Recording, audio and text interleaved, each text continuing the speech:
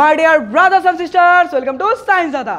এই ভিডিওতে উচ্চ মাধ্যমিক 2025 সালের ফিজিক্সের 3 নম্বর প্রশ্নের সাজেশন দেব।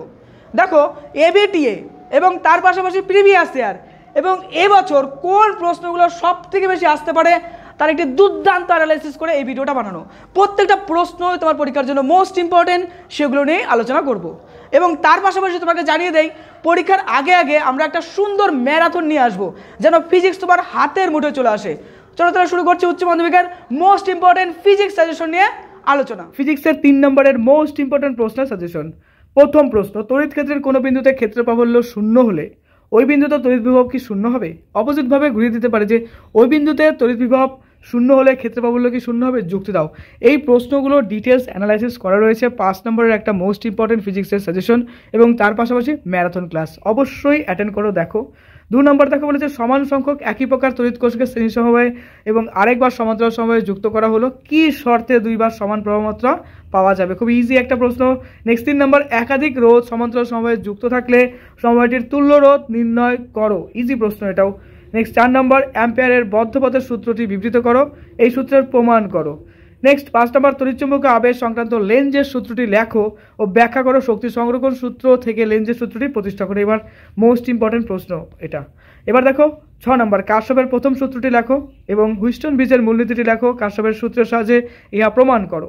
নেক্সট, হাইগেন্সের তরঙ্গ তত্ত্বের একটি ত্রুটির উল্লেখ করো, হাইগেন্সের নীতির সাহায্যে আলোর প্রতিফলনের সূত্রগুলি প্রমাণ করো। নেক্সট দেখো 8 নম্বর রয়েছে তড়িৎচুম্বকীয় আবেশ সংক্রান্ত ফ্যারাডের সূত্রগুলি বিবৃত করো। 9 নম্বর, গোলীয় দর্পণের ইউভিএফ এর সম্পর্কের সাহায্যে সমতল দর্পণে কোনো বস্তুর প্রতিবিম্বের অবস্থান, প্রকৃতি এবং আকার নির্ণয় করো।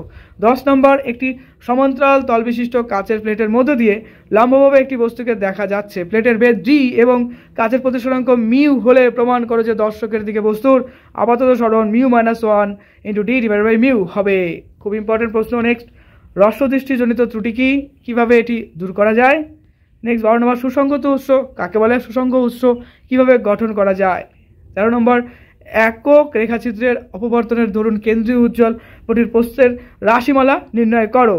নেক্সট 14 নম্বর, আইনস্টাইনের আলোক তড়িৎ ক্রিয়ার সমীকরণ কিভাবে আলোক তড়িৎ ক্রিয়ার ব্যাখ্যা করে?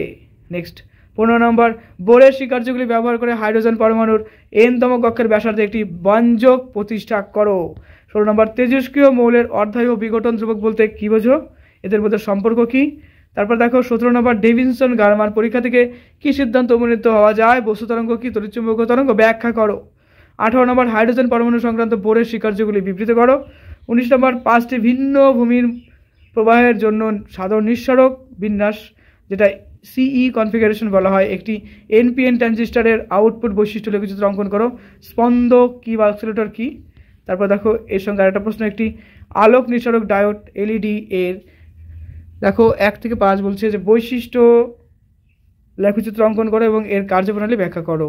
তারপরে দেখো 20 নম্বর, নিচের গেটগুলির বুলিয়ান বীজগণিতিক রূপ প্রতীক চিহ্ন এবং ট্রুথ টেবিল লেখো, নর, অর, নান, নট, অ্যান্ড, নর। এবং তার পাশাপাশি বলছে দেখো নর গেটকে ইউনিভার্সাল গেট বলা হয় কেন? উচ্চ মাধ্যমিক পরীক্ষা তোমার অনেক অনেক ভালো হোক। পরীক্ষার জন্য তোমাকে জানাই বেস্ট অফ লাক, খুব ভালো থেকো।